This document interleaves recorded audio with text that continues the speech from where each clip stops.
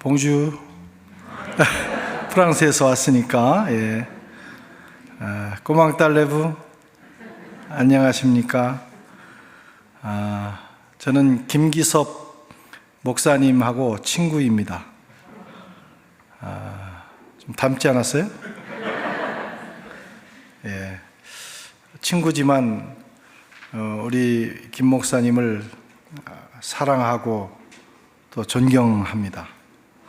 우리 김 목사님이 목회하는 LA 사랑의 교회에 와서 꼭 말씀을 전해보고 싶고 또 여러분들을 한번 뵙고 싶었는데, 이번에 KWMF 대회가 LA에서 있어서 거기에 프랑스 대표로 참여했다가 오늘 이렇게 말씀을 여러분 앞에서 전하는 영광을 얻게 됐습니다. 하나님께 감사드리고 이 시간 큰 은혜가 되는 시간이 되시길 바랍니다. 교회와 성도의 생활에서 두 기둥을 세워야 된다면 하나는 예배, 그리고 또 하나는 선교입니다. 이 두 가지는 반드시 존재해야 합니다. 예배는 하나님과의 관계에서 하나님을 섬기는 것이고, 선교는 이웃, 세상과의 관계에서 세상을 섬기는 거예요. 세상을 살리는 일이기 때문에 그렇습니다. 이 두 가지는 반드시 존재해야 됩니다. 이 둘 중에 하나를 선택해야 된다면 저는 예배를 선택할 것입니다. 예배는 우리가 이 땅에서 드리다가 하나님 나라 가서도 계속해야 하는 것이 예배이기 때문에 그래요.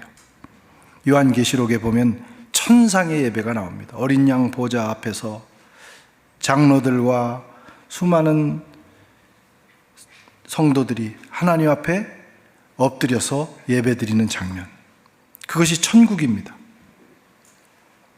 예배는 이와 같이 중요하죠. 오늘 우리가 읽은 이 말씀은 아브라함의 예배입니다. 아브라함의 예배. 하나님께서 아브라함에게 100살의 이삭을 주셨습니다. 그리고 어느 날 부르셔서 100살에 얻은 아들을 모리아 산으로 데려가서 제물로 바쳐라. 예배드리라는 거예요. 아들을 희생 제물로 하는 예배. 아브라함이 그 말에 순종해서 아들을 데리고 가서 제사를 드리기 위해 제단에 올려놓고 칼을 들어서 내리치려고 하는 순간 하나님께서 급하게 막으셨습니다. 아브라함아, 그 아이에게 아무 일도 하지 말라. 정말 감동적이고 극적인 순간이에요. 하나님께서 다른 양을 준비하셨고 아브라함의 예배를 받으셨고 또 아브라함에게 놀라운 축복을 행하셨습니다. 문학에서는 이런 이야기의 대전환, 극적인 전환을 플롯이라고 합니다. 사실은 모든 것이 이 순간을 향해서 가죠. 우리가 드라마나 영화 또는 소설, 이런 이야기들을 읽어나갈 때 이 극적 대전환의 순간을 기대하면서 가는 거예요. 그래서 그 순간을 맞이할 때 모든 게 풀리고 막혔던 것들이 팍 터지고 마음에 감동이 오고 눈에서는 눈물이 쏟아지는 거죠. 이걸 은혜 받았다고 하는 거예요. 그런 순간, 지금 오늘 본문이 그런 순간입니다. 예배가 뭐냐? 우리 인생의 플롯을 경험하는 시간이에요. 극적 대전환, 이야기의 대반전, 모든 것이 새로워지는 그런 순간입니다. 긴장, 스릴, 감동, 감격, 눈물, 기쁨, 환희, 우리가 표현할 수 있는 모든 감동의 용어들이 여기에 쏟아지게 됩니다. 그래서 예배는 지루할 수가 없어요. 예배를 드리면서 조는 것은 있을 수 없는 일이에요. 물론 아주 피곤하거나 그런 경우는 괜찮아요. 예, 그럴 수도 있어요. 그러나 이렇게 놀라운 막 재미있는 극적인 순간에 우리가 다른 생각할 수 없는 겁니다. 여러분, 그게 예배입니다. 오늘 아브라함의 모리아산 예배는 그런 예배를 우리에게 보여주고 있어요. 저와 여러분들의 예배가 이런 예배가 되기를 축원합니다. 이런 예배를 우리가 드리면 우리 인생이 바뀝니다. 기적이 일어납니다. 오늘 드린 아브라함의 예배는 여러 가지 특징이 있는데 그 중에 하나가 하나님이 요청하셨다는 거예요. 어느 날 아브라함이 그 충심에서 나와가지고 내 아들을 그냥 바쳐야 되겠다 혼자 결심하고 예배를 드린 게 아닙니다. 그런 예배는 그런 것은 예배라고 하지 않고 미신이라고 하는 거예요. 내가 그냥 하고 싶은 마음에 내 충동에 의해서 또는 내 좋은 마음에 의해서 하나님을 섬겼다. 그런 것은 미신입니다. 하나님을 섬기는 일이나 하나님께 예배하는 것은 하나님이 요청하셔서, 하나님이 명령하셔서, 하나님의 주도권에 의해서, 그걸 계시라고 하죠. 하나님의 계시를 따라서 우리가 순종할 때 그것이 예배가 되는 거예요. 오늘 아브라함의 예배는 그런 예배였어요. 이것이 하나님이 요청하신 거기 때문에 이 예배는 선택사항이 아닙니다. 반드시 드려야 되는 거예요. 모든 성도는 예배는 반드시 드려야 된다. 드려도 되고 안 드려도 되고. 오늘은 날씨가 좋으니까 푸른 초장, 쉴만한 물가로 나가서 한번 휘둘러 본다. 그건 반쪽짜리 교인이에요. 아무리 내가 하고 싶은 일이 있고 아무리 소중한 일이 있어도 예배는 먼저 드려야 되는 거예요. 왜? 하나님의 요청이니까. 하나님께서 아브라함을 부르셨습니다. 아브라함아, 제가 여기 있나이다. 내 아들 이삭 있지? 데리고 가서 모리아 산에서 제물로 바쳐라. 하나님께서 시작하셨을 뿐만 아니라 장소도 말씀하시고 방법도 말씀하셨어요. 그대로 할 때 참된 예배가 됩니다. 우리 기독교 예배는 그런 예배가 되어야 되는 거예요. 그래서 참된 예배가 되기를 원하는 분들은 공부하셔야 됩니다. 공부 안 하고 그냥 드리는 예배는 미신으로 전락합니다. 공부하셔야 돼요. 성경을 공부하고 교회에서 열심히 배우고 대충 건성으로 드려서는 안 됩니다. 왜? 예배가 그만큼 중요하기 때문이에요. 굉장히 섬세해야 합니다. 구약 레위기를 읽어보면 예배에 대한 책이잖아요. 말씀이잖아요. 하나님께서 얼마나 정확하게 디테일하게 말씀하시는지 몰라요. 그런 예배를 받으시겠다는 거예요. 저와 여러분의 예배가 그런 예배가 되기를 바랍니다. 예. 또 예배는 뭐냐면 최상의 것을 드리는 거예요. 워십이라고 하죠. 미국 와가지고 영어로 말하려고 하니까 겁나네요. 예. 이게 발음이 맞는 건지. 하여튼, 예.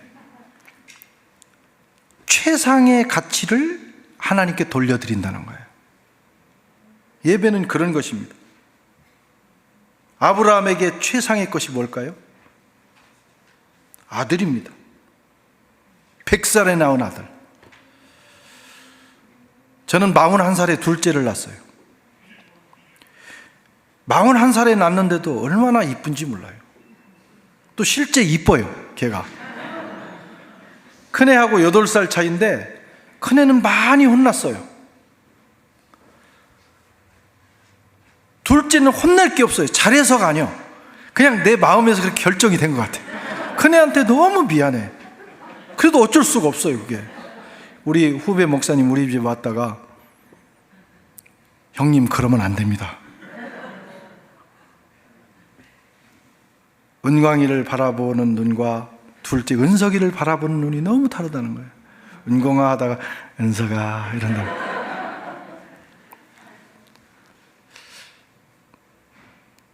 백살에 낳았어요. 41살에 낳아도 너무 이쁘고 소중한데 100살에 그것도 오래 기다려서 낳은 아들이니 우리말도 참, 우리말이 얼마나 리얼한지 몰라요. 눈에 넣어도 아프지 않다. 눈에 한번 넣어보세요. 얼마나 아프겠어요. 근데 그 아들은 눈에 넣어도 아프지 않은 아들. 정말 소중한 아들입니다. 그런데 하나님은 그 아들을 원하신 거예요. 그 아들을 바쳐라. 이것은 네가 가진 가장 소중한 것을 내게 바치라는 거예요. 그게 여러분 예배입니다. 그래서 저는 예배를 자식보다 더 보배로운 것, 그렇게 정의합니다. 예배가 뭐냐?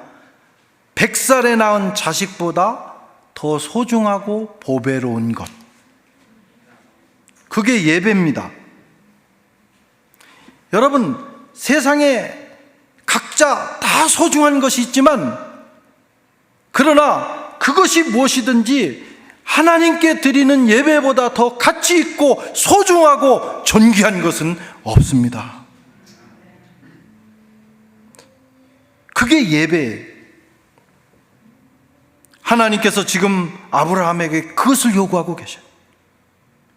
네가 가진 가장 소중한, 눈에 넣어도 아프지 않은 그 이삭을 내게 바쳐라.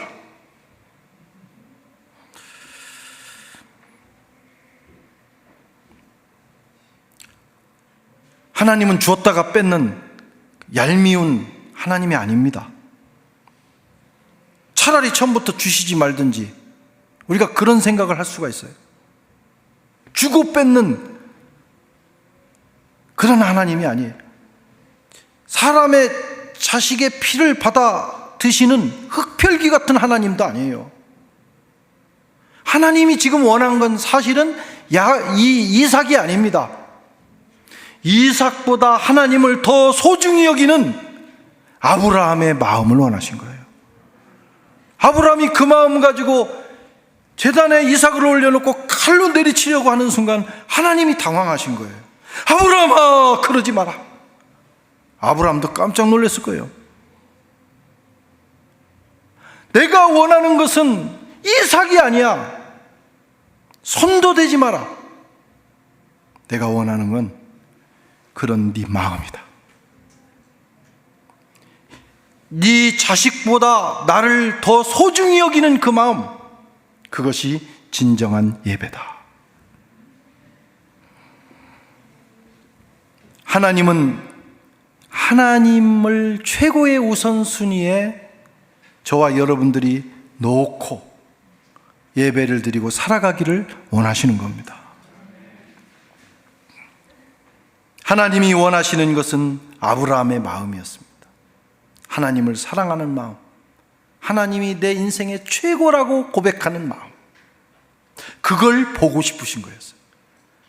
22장 1절에 보면 그 일 후에 하나님이 아브라함을 시험하시려고, 그 마음을 떠보시려고. 어떤 마음이에요?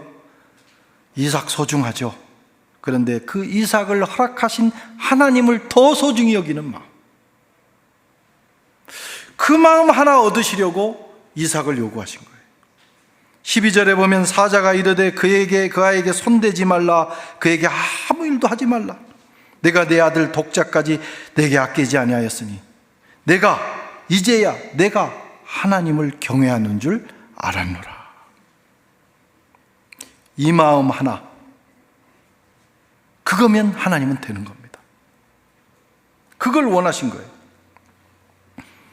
저와 여러분의 예배가 이런 예배가 되기를 바랍니다. 여러분은 어떤 예배를 드리고 계셔요? 이 시간 여기 나오셨는데 그래도 안 나오신 것보다 나오신 건 잘하신 거잖아요. 그걸로 만족하십니까? 아니면 내 마음과 정성과 목숨을 다해서 내 자식보다도 하나님이 더 소중해서 그 마음 하나님 앞에 지금 올려드리는 것이냐는 거예요. 하나님은 그 예배를 기뻐 받으시는 것입니다. 내게 가장 귀한 것, 내게 가장 귀한 시간, 가장 귀한 재물, 가장 귀한 마음, 그것을 하나님 앞에 올려드리는 것이 예배입니다. 그것이 모리아 산의 예배고 저와 여러분의 예배가 되는 거예요. 어떤 사람들은 짜투리 시간을 드리기를 원해요. 다 이것 빼고 저것 빼고 다 차태고 포태고 다 해놓고 남은 시간에 예배를 드리려고 해요. 하나님은 그런 예배를 기뻐하시지 않습니다.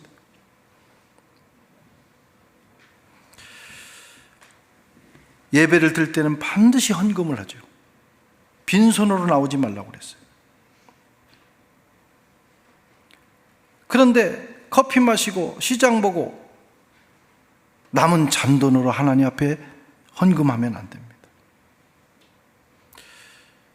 옛날 우리 어릴 때는 그 시골에, 저는 시골 출신인데 주일 헌금을 정말 정성스럽게 준비를 하고, 어떤 분들은 다 돈이 다 꾸깃꾸깃하니까 그걸 다리미로 다려가지고 은행에서 새 돈을 못 하더라도 다리미로 다려서 하나님 앞에 드리는 정성을 보였어요.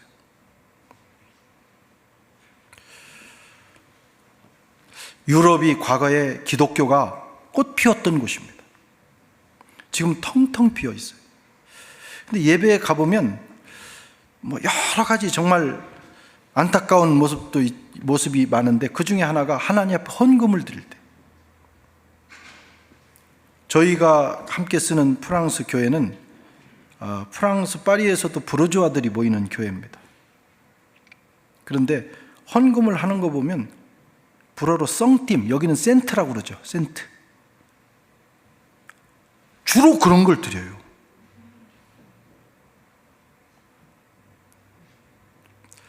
파리에는 거지들이 많습니다. 그 거지에게 그 썽팀을 주면요, 승질냅니다. 내가 거지인 줄 아냐고. 와, 그럼 정말 최소한 예의를 갖춰야 되는 거예요.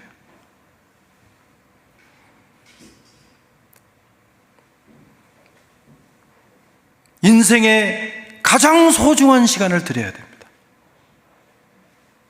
물론 늦게 믿으신 분들은 지금 남은 여생을 최선을 다해서 하나님 앞에 드리셔야죠. 그런데 기왕이면 어렸을 때부터, 젊어서부터 하나님께 자신의 인생을 헌신하고 예배자의 삶을 살면 얼마나 소중할까. 젊을 때 다 4시간 다 보내고 나중에 바로 숨 넘어가기 전에 하나님 섬기다가 가겠다, 이렇게 생각을 하는 분들이 몇 퍼센트 있습니다. 어떻게 하나님이 그걸 기쁘시게 받으시겠는가? 바꿔놓고 생각하면, 내가 그 입장이라면 그걸 기쁘시게 받겠느냐는 거예요. 물론 하나님은 아들까지 우리에게 주실 만큼 우리를 사랑하시고 우리의 모든 걸 포용하시지만, 그 은혜를 받은 우리는 하나님 앞에 그런 태도로 예배를 드려서는 안 된다. 그 큰 은혜를 받았기 때문에 우리가 하나님 앞에 드리는 것은 내가 가진 최고의 것을 드리기를 힘써야 하는 것입니다. 유대인들이 포로에서 돌아왔어요. 이제 한번 잘 해보자. 그래서 에스라를 중심으로 열심히 율법을 배우고 정말 하나님 잘 섬기는 나라를 만들려고 했는데 나중에 변질됐어요. 그리고 되는 일이 없는 거예요. 왜 이렇게 안 될까? 그때 말라기 선지자가 나타나서 이렇게 말합니다. 여러 가지 이유가 있지만 말라기 선지자의 가장 중요한 메시지는 예배가 타락했다는 거예요. 예배가 타락했다. 그런 예배를 드렸기 때문에, 그런 예배를 드리고 있기 때문에 안 되고 있다는 겁니다. 그런 예배를 너희 총독에게 드려봐라. 받겠느냐? 말라기 1장 8절에 만군의 여호와가 이르노라, 너희가 눈먼 희생 제물을 바치는 것이 악하지 아니하며 저는 거 병든 것을 드리는 것이 어찌 악하지 아니하냐. 이제 그것을 너희 총독에게 드려보라. 그가 기뻐하겠으며 너를 받아주겠냐? 생각 좀 해보라는 거예요. 여러분, 우리 예배가 어떤 예배인지 이제 한번 우리가 생각을 해야 됩니다. 팬데믹이 끝나고 이제 다시 한번 예배가 회복되는 이 시기가 됐는데, 우리의 예배를 다시 한번 점검하고 정말 하나님이 기뻐하시는, 하나님을 감동시키는 예배 한번 드려보시지 않겠습니까? 아브라함의 모리아산 같은 예배, 싸구려 예배가 아니라, 적당히 대충 때우는 예배가 아니라, 정말 내 모든 것을 바쳐서 한번 하나님을 예배해 보지 않겠느냐는 거예요. 그런 예배에서 어떻게 미라클이 일어나지 않겠어요? 그런 예배는요, 우리가 하늘 보좌를 만지는 거룩한 사건이 됩니다. 하나님은 우리의 마음을 만지시고 우리의 몸을 만지시고 우리의 인생을 만지십니다. 그때 일어나는 게 뭐예요? 미라클이에요. 기적이 일어나요. 병든 자가 나음을 얻고 인생이 변화되고요, 문제가 해결되고, 예배만 잘 드리고 나가면 그 예배를 드리는 그 순간에 정말 놀라운 기적들이 일어나요. 저는 목회를 하면서 그런 것들을 많이 경험했습니다. 예배가 그런 현장이에요. 또 예배는요, 하나님께 우리가 최상의 것을 드릴 뿐만 아니라 최고의 선물을 받는 시간이에요. 최고의 선물. 22장 16절 17절에 보면 이르시되 여호와께서 이르시기를 내가 나를 가리켜 맹세하노니 내가 이같이 행하여 내 아들 독자라도 아끼지 아니했은즉 내가 내게 큰 복을 주고 내 씨가 크게 번성하여 하늘의 별 같고 바닷가의 모래 같게 하리니 내 씨가 그 대적의 성문을 차지하리라. 아브라함이 자식보다 보배로운 예배를 드렸더니 하나님께서 약속하시고 맹세하셨어요. 맹세라는 건요, 반드시 지키겠다는 거예요. 누구를 가리켜서? 내가 나를 가리켜, 하나님이 하나님 명의를 걸었어요. 내가 이것만큼은 반드시 지켜. 그 골자가 두 가지입니다. 자손에 대한 약속이에요. 네가 네 생명보다 더 소중한 이삭을 내게 줬으니 나는 내 자손을 하늘의 별, 바닷가의 모래같이 많게 하리라. 셀 수 없는 자식을 주겠다는 거예요.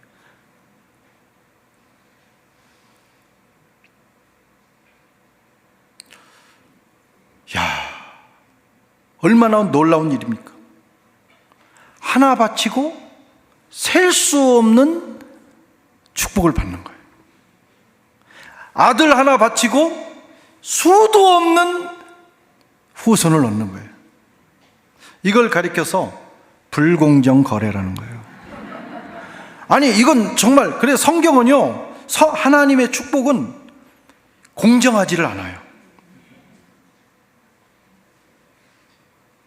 그래서 어떤 미국의 설교자는 하나님을 탕부라고 그랬어요. 탕자. 아버지 것을 막 허비하는 사람을 탕자라고 그러잖아요. 근데 하나님은 어떤 분이에요? 탕부. 자신의 것을 막 허비해. 하나 받았으면 하나만 주셔야 이게 정확하게 계산이 떨어지는데, 하나 받고 마음에 들면 막 쏟아 붓는 거예요.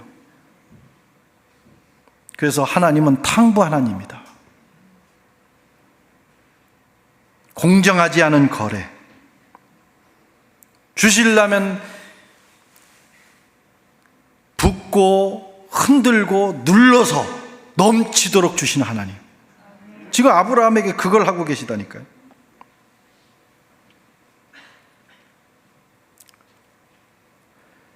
그 후로 정말 그런 역사가 일어납니다. 지금도 수많은 세계인들이, 세계 기독교, 유대교, 이슬람교 모두 서로 아브라함의 자손이라고 자처하고 싸움까지 합니다.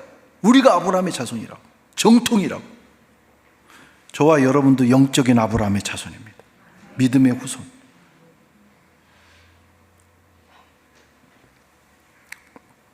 두 번째는 대적의 문을 얻으리라. 이 얘기는요, 왕권을 얘기합니다. 로얄 패밀리,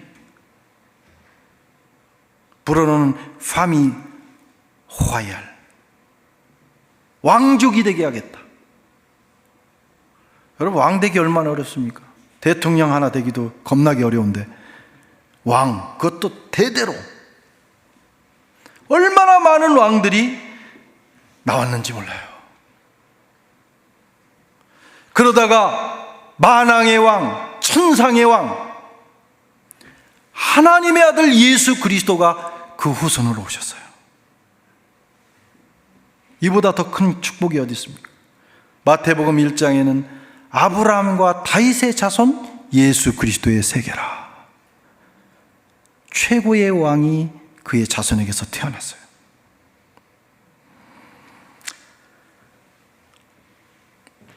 아들 하나 바치면서 아들보다 더 소중한 예배, 아들보다 더 보배로운 예배를 드렸던 아브라함의 이 한 번의 사건이 아브라함의 인생을 완전히 바꿨습니다. 수많은 자손이 나오고 수많은 왕들이 나오고 만왕의 왕이 그의 후손이 되는 50배, 100배, 1000배의 축복을 받은 거예요. 하여튼 성경은 불공정해요. 축복을 주셔도 뭐 1대1, 뭐 10배, 뭐 이런 정도가 아니라 30배, 60배, 100배로 막 주시는 거예요. 예배에서 그런 기적이 일어나더라 이거예요. 하나님의 아들이 그의 후손으로 왔습니다. 이것을 또 전문 용어로 뭐라고 하냐면 대박. 대박이 터진 거예요. 대박이. 예배는 어떤 시간이냐? 영적으로 대박 터지는 시간이에요. 네. 그래서 예배는 성공해야 합니다. 우리가 살면서 사업을 하다가 실패할 수도 있고 성공할 수도 있어요. 기왕 성공하면 좋아요. 우리가 어떤 것은 소홀히 할 수도 있고 더 잘할 수도 있어요. 그러나 예배는 반드시 성공해야 돼. 이렇게 중요하니까. 예배는 반드시 철저하게 드려야 됩니다. 우리 인생이 쪽박 차는 인생이 될 건지 대박 나는 인생이 될 건지는 예배에 달려 있어요. 저는 그렇게 믿습니다. 예배를 잘 드리고 예배 한번 잘 드림으로 세상 말로 우리 팔자가 바뀔 수 있는 거예요. 나뿐만 아니라 내 후손 대대로 하나님의 역사가 끊이지 않는 가문이 될 수도 있습니다.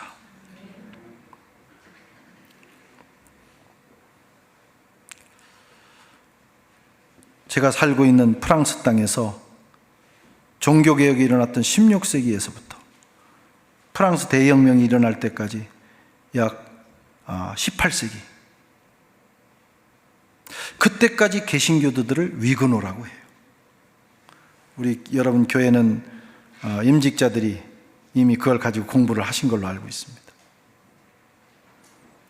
이 사람들은 우리 신앙의 조상들입니다. 개신교 하면 영국 성공회도 있고 루터교회도 있어요. 그런데 루터와 영국 성공회를 뺀 모든 개신교인들은요, 우리 장로교회를 포함해서 이 위그노의 직간접적인 후손입니다. 청교도들도, 청교도가 뭐냐면 영국 그 개신교인들이 위그노와 그리고 깔뱅이 위그노에게서 나왔어요. 그걸 보고는 우리도 저렇게 믿어야 되겠다 해서 영국에서 일으킨 운동이 청교도 운동이에요. 근데 그 국교도하고 자꾸 부딪히니까 나중에 메이플라워를 타고 미국으로 건너와서 이 나라를 세웁니다. 이 나라도 위근호의 후손들입니다. 근데 이 위근호의 후손들은 특별히 16세기에서 18세기의 이 위근호들은 사실은 복음 신앙을 받았다는 이유로, 개신교 예배, 복음 예배를 드린다는 이유로 어마무시한 박해를 받았어요. 집에서 쫓겨나고 모든 권리를 잃고 자식을 낳아도 등록하지 못하고 장례를 낮에는 치를 수도 없고 예배를 드리다가 걸리면 화형을 당하고 교수형을 당하고 매를 맞고 해외로 흩어져야 됐습니다. 저는 그걸 연구하면서 너무 크게 참혹해서 책을 덮고 싶을 때가 많이 있었어요. 그것도 하루 이틀도 아니고 300년. 그러나 그들은 그 길고 긴 시간 동안 복음을 포기하지 않았어요. 그리고 하나님을 바르게 예배하는 그 예배를 포기하지 않았어요. 어떤 상황이 와도, 물론 그 중에는 너무 힘드니까 낮에는 캐톨릭처럼 이렇게 하다가 집에 가서는 또 복음 예배를 드리는, 우리 같은 예배를 드리는 니고데모파가 있었어요. 니고데모가 밤에 찾아왔잖아요. 그래서 그 사람들 니고데모파라고 그래요.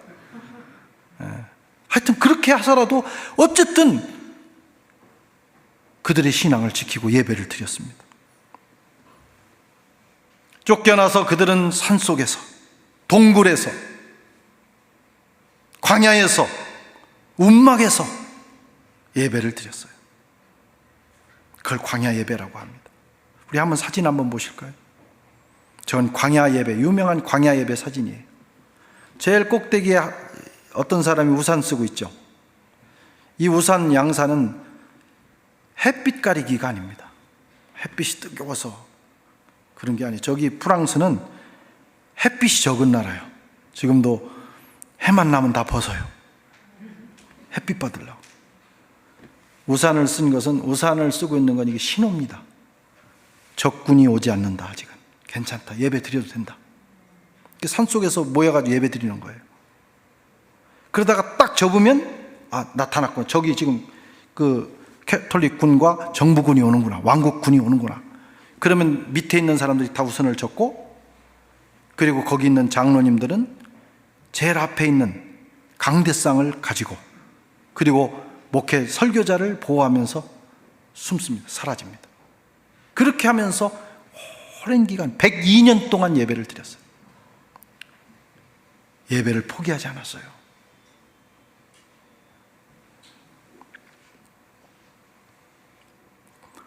그 다음에 보면 저건 산에서 드리는 예배입니다. 강대상이 필요 없는 거예요.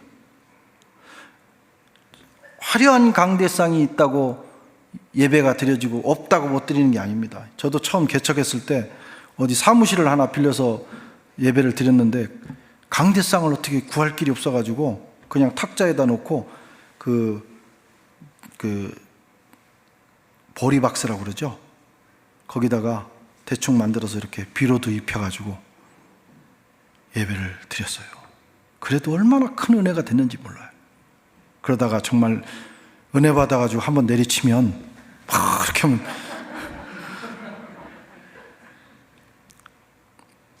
그래도 하나님 받으시는 거예요. 예배 드릴 수 있어요.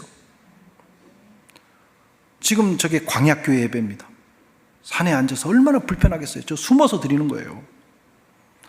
오늘 여러분 여기 올 때, 예배 드리러 오실 때 여기 주정부 폴리스가 여러분 잡지 않았습니다. 누구도 예배 드리러 오는 거에 대해서 방해하지 않습니다. 얼마나 놀라운 축복인지 몰라요. 지금도 전 세계에 기독교 신앙을 가졌다는 이유로 순교를 당하는 사람이 1년에 10만 명이에요. 이렇게 자유롭게 예배 드릴 수 있는 거 감사하셔야 되고, 정말 최선을 다해서 예배 드리셔야 돼요. 그 다음에 보세요. 전 가정 예배입니다. 그들은 가정에 모여서 예배를 드렸어요.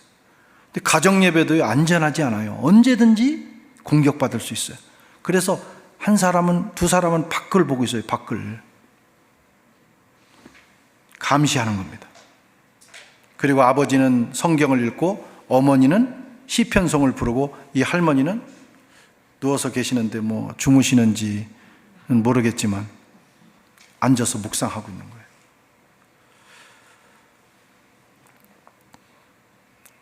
예배를 포기하지 않았어요. 그 다음에 보면 저건 이동식 강대상입니다. 이동식 강대상.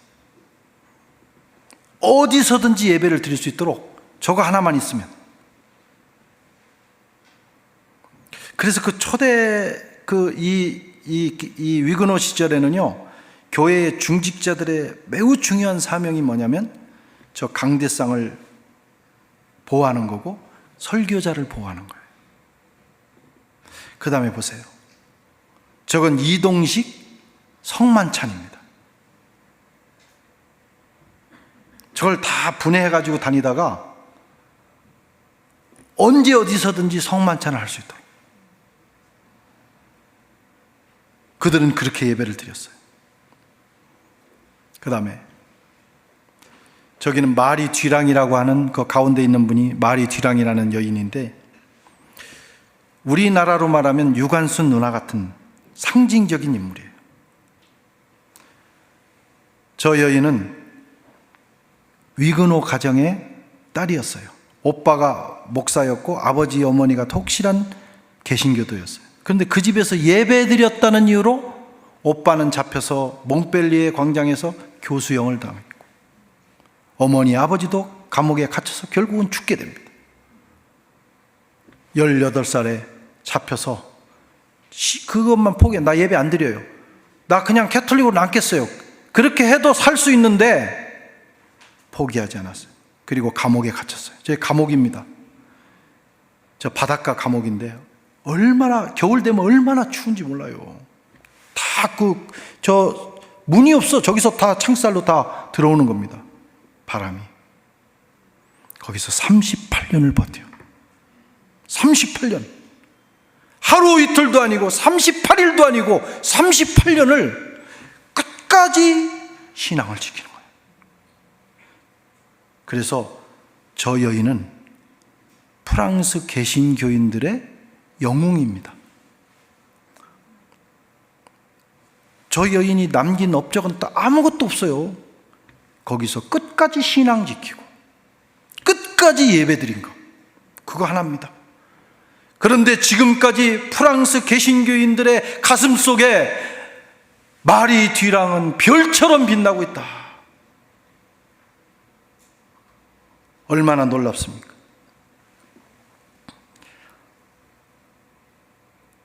그들은 아브라함처럼 자식보다 더 보배로운 예배를 드린 사람들입니다. 그래서 300년이라는 기간 동안 너무나 참혹한 시절을 보냈지만 누구도 그들을 실패했다고 하지 않아요. 아마 천국 문 열고 들어갈 때 그들은 가장 열렬하게 환영을 받았을 것입니다. 뿐만 아니라 그들이 우리에게도 소중한 존재예요. 첫째는 순수 개신교 신앙을 우리에게 물려줬어요. 우리가 가진 교회론, 개신교에 관련된 모든 교리와 신앙은 다 이때 나온 거예요. 이 사람들에 의해서, 깔뱅이에 의해서, 위그노들에 의해서. 우리는 그들의 영적 후손입니다. 또 하나는, 이제 국내에 있었던 사람들은 그랬지만 밖으로 도망가가지고 살았던 디아스포라들이 있어요. 20만 명 이상이 디아스포라가 됐습니다. 다 국경을 왕이 봉쇄를 했기 때문에 목숨 걸고 빠져나가는 거예요. 그런데 디아스포라로 갔던 이 사람들이 뭘 하냐? 그 나라에 가서 세계사를 변화시켜요. 오늘날 이 근현대사는요, 이 사람들에 의해서 변화가 된 겁니다. 독일로 많이 갔어요. 독일 브란덴부르크. 지금도 베를린에 보면 브란덴부르크 성벽이 있잖아요. 그게 동독과 서독을 갈라놓았고 그게 무너지잖아요, 나중에. 그 지역을 브란덴부르크라고 하는데 거기로 많이 가서 오늘날의 베를린이 이루어지는데 기반을 놓습니다. 간의 수공업을 바꿔서 제조업으로 바꿉니다. 그리고 많은 지식과 많은 기술을 가지고 가서 그 나라의 산업을 일으켜. 그래서 나중에 브란덴부르크가 프로이센을 강력하게 만드는 데 가장 중요한 역할을 하고, 그 프로이센이 나중에 프랑스와 전쟁을 해서 프랑스도 이기는 역사가 일어나요. 기계공업도 일으켰어요. 그래서 이 위그노의 후손이 만들어낸 그 작품 중에 하나가 뭐냐면 메르세데스 벤츠입니다. 이 메르세데스 벤츠 타시는 분은 내가 이 참 우리 조상이 만든 건데 이렇게 하면서 타셔야 되는 거예요. 스위스로 간 사람들은 정밀 산업을 일으켜서 시계, 스위스 시계가 엄청나잖아요. 그거 다 위그노들이 만든 거예요. 영국으로 간 위그노들은 영국에서 산업혁명의 기반을 놓습니다. 그래서 세상을 바꿨어요. 미국으로도 왔어요. 그리고 미국으로 온 위그노의 후손들의 피를 가진 사람들 가운데 7명의 대통령들이 나왔다고 합니다. 그 중에 하나가 조지 워싱턴, 시어도 루즈벨트, 프랭클린 루즈벨트, 이런 분들이 다 위그노와 관련된 사람들이라고 합니다. 놀라운 일 아닙니까? 당장 예배 드리는 것이 힘들었지만 그러나 역사에 족적을 남긴 거예요. 코로나 시기에 최대의 위기는 예배의 위기입니다. 사업이 어렵고 우리의 계획이 흔들렸고 이런 것도 위기지만 더 중요한 위기는 뭐냐? 예배가 흔들렸다는 거예요.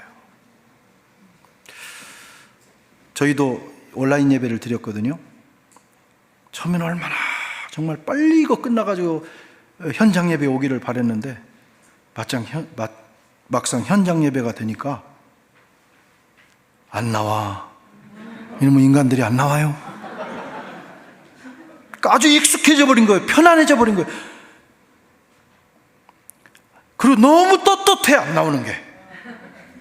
나는 교인이 현장 예배가 열려 있는데 이 성도가 예배 안 나오는 것을 떳떳하게 여기는 시대, 이 말세라고 생각을 해요. 목사가 예배 나오세요 이렇게 말하면 죄인이 돼. 어떻게 목사가 그럴 수 있냐고. 목사니까 그럴 수 있는 거지. 지금 그런 위기입니다. 여기 보니까 많이 여러분들은 회복이 되셨어요. 근데 혹시 아직 현장 예배에 나오시지 못하는 분들은 이번 계기로 현장에 나오시기를 바랍니다. 예배가 회복돼야 돼요. 예배가 회복되면 모든 것이 회복됩니다. 예배 한번 잘 드려서 자신뿐만 아니라 대대손손 하나님의 축복의 우산 아래 들어갔던 아브라함처럼 말이죠. 이 정말 영적으로 대박나는 순간, 이 순간을 우리는 포기해서는 안 됩니다. 그리고 특별히 저도 마찬가지지만 미국에 계신 분들은 다 디아스포라 아닙니까? 디아스포라. 여기 왜 나오셨어요? 물론 직장, 사업 여러 가지 이유로 나오셨겠지요. 저도 마찬가지고. 그러나 더 깊이 들어가 보면 디아스포라, 특별히 크리스찬 디아스포라들에게는 하나님의 경륜이 있어요. 우리를 통해서 세상을 바꾸시려고 하는 하나님의 거룩한 뜻이 있다. 저는 그렇게 믿습니다. 성경을 보면 디아스포라를 통해서 하나님이 얼마나 많은 일을 하시는지 몰라요. 우리가 그 일을 해야 합니다. 영적으로 침체되고 있는 미국을 다시 살려야 돼요. 저는 유럽, 과거 수천 년 기독교 국가였어요. 21세기는 유럽이 새로운 선교지로 떠오릅니다. 누가 할 거냐? 아프리카 분들이 할까? 중국 분들이 할까? 한국 크리스찬들을 통해서 하나님이 하십니다. 와서 우리를 도우라고 지금 유럽인들이 외치고 있어요. 저는 거기서 그 일을 할 겁니다. 여러분들은 이 땅에서 이 미국 땅을 다시 복음의 땅으로 바꾸시는 사명이 있어요. 우리가 그거 잘하려면 어떻게 해야 되냐? 예배 잘 드려야 돼요. 이것부터 정말 예배를 자식보다 더 보배로운 예배를 드리고 또 드린다면 하나님은 그 예배를 통해서 이 대륙을 바꾸는 거룩한 역사를 이루어 가실 것입니다.